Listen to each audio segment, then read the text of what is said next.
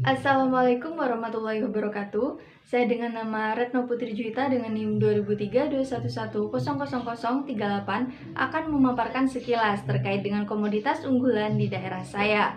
Nah, komoditas unggulan di daerah saya sendiri yakni merupakan komoditas bawang merah. Pasti sudah tidak asing ya dengan nama bawang merah, dengan komoditas unggulan bawang merah begitu. Nah, ya daerah saya sendiri ialah daerah Kabupaten Probolinggo.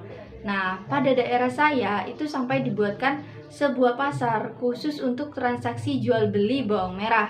Nah, di sana disebut dengan Pasar Bawang Merah yang letaknya terdapat di daerah Dringu, Kabupaten Probolinggo tentunya. Untuk lahan pertaniannya sendiri sebenarnya cukup mumpuni begitu. Juga diketahui sebagian besar mata pencaharian daerah untuk Kabupaten Probolinggo ialah sebagai seorang petani. Nah, untuk komoditas bawang merah sendiri itu banyak dilakukan oleh para petani pertaniannya itu sebab membawa dampak yang cukup besar terhadap perekonomian. Seperti yang sudah diketahui begitu ya, dalam beberapa bulan terakhir kemarin bawang merah Probolinggo sempat diekspor ke luar negeri. Selain mencukupi kebutuhan di dalam negeri, nyatanya bawang merah yang dihasilkan oleh Kabupaten Probolinggo juga mampu diekspor ke luar negeri.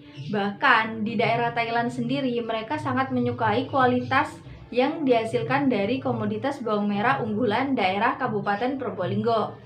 Nah, seperti yang diketahui, kemarin itu sampai diekspor sebanyak 55,2 ton itu dalam sekali pengiriman. Sedangkan dari data yang kemarin menurut salah satu sumber berita begitu ya, itu sampai dilakukan 3 kali pengiriman untuk daerah Thailand sendiri. Nah, teman-teman, dari situ kita bisa tahu kalau misalkan komoditas pertanian berupa bawang merah di Kabupaten Probolinggo sangat menjanjikan.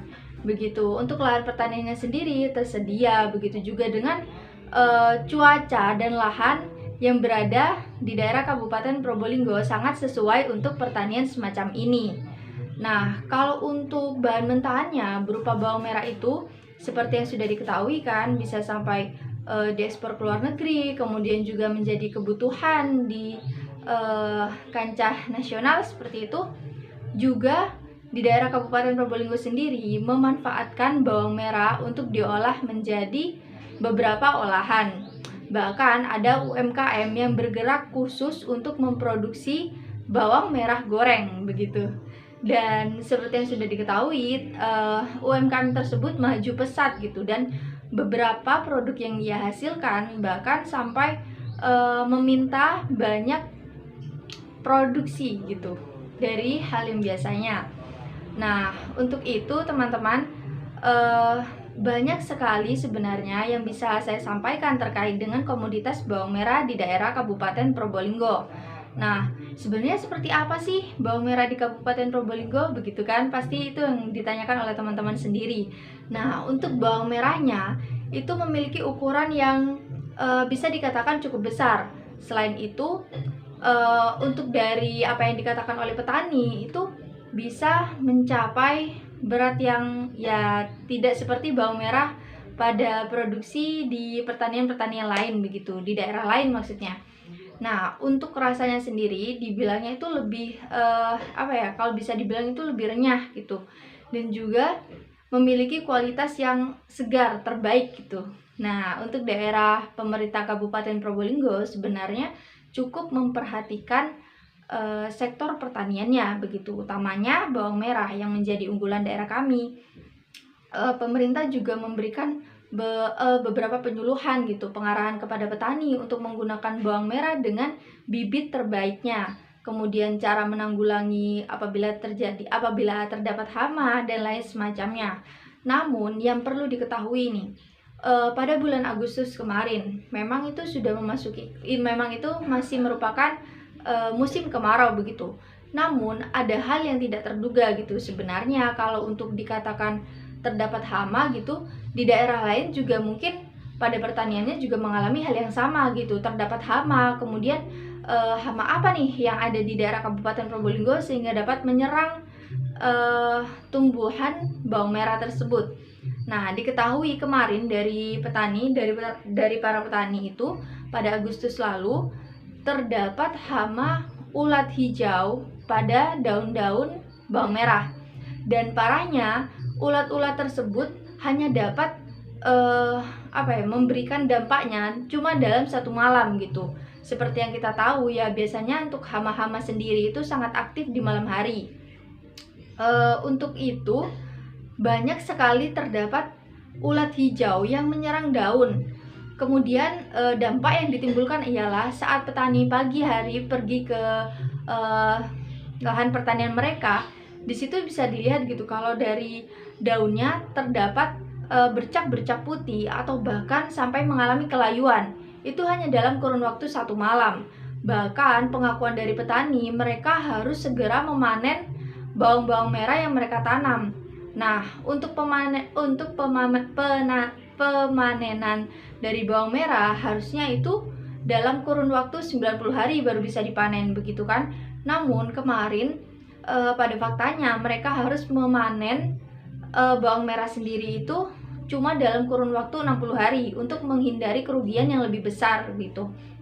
Sebenarnya kalau misalkan ditanya, ya kan bisa menggunakan pestisida, bisa menggunakan obat-obatan atau berbagai macam cara yang lainnya begitu. Tapi yang dipertimbangkan oleh petani ialah kalau misalkan mereka menggunakan pestisida atau alat apa begitu untuk menangani adanya hama ulat hijau tersebut, ya berarti mereka juga harus bertaruh untuk kedepannya begitu. Yang pertama ialah penggunaan pestisida membuat mereka harus menambah uang yang seharusnya tidak perlu mereka lakukan begitu. Kemudian yang kedua ialah kalau mereka meneruskan pertaniannya, belum tentu komoditas bawang merah tersebut pada masa panen 90 hari itu mampu memberikan feedback yang banyak kepada mereka. Bagaimana jika kemudian harga menjadi anjlok di saat-saat seperti itu? Nah, itu merupakan pertimbangan yang menurut saya ya cukup cerdas dilakukan oleh seorang petani begitu. Sebab apa? Kalau misalkan mereka memang berniat untuk menggunakan pestisida, maka mereka akan menemui kemungkinan-kemungkinan yang sudah saya sebutkan tadi. Nah, akhirnya mereka harus memanen bawang merah tersebut dalam kurun waktu yang singkat. Lalu, bagaimana sih cara untuk mengendalikan hama yang menyerang komoditas pertanian bawang merah di daerah Kabupaten Probolinggo? Sebenarnya secara menyeluruh ada beberapa cara-cara untuk mengendalikan hama tersebut selain dengan penggunaan dengan cara kimiawi. Ya, kalau untuk saya sendiri, untuk pengendalian secara kimiawi sebenarnya bisa dilakukan sebagai opsi terakhir apabila opsi-opsi sebelumnya tidak bisa dilakukan. Nah, untuk opsi yang pertama nih, kita bisa menggunakan pengendalian dengan kultur teknis. Nah, untuk kultur teknis sendiri, ini sebenarnya seperti yang sudah diketahui pada umumnya gitu.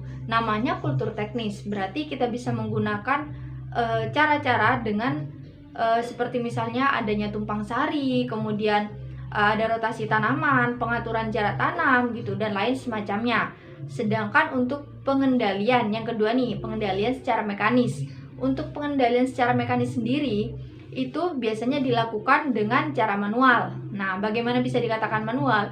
Sebab dari petani-petani sendiri harus cekatan dan harus bisa dengan tekun membersihkan beberapa ulat-ulat yang sudah menyerang beberapa tanaman agar tidak menyebar kepada tanaman bawang lainnya.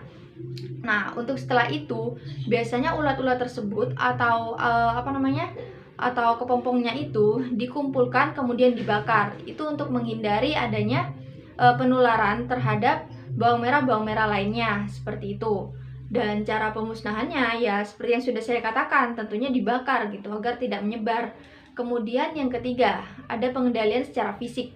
Pengendalian secara fisik ini digunakan bagi para petani, yakni untuk mengendalikan hama tersebut dari faktor-faktor fisik dari tanaman dan lahan tersebut. Misalkan dari faktor fisiknya apa?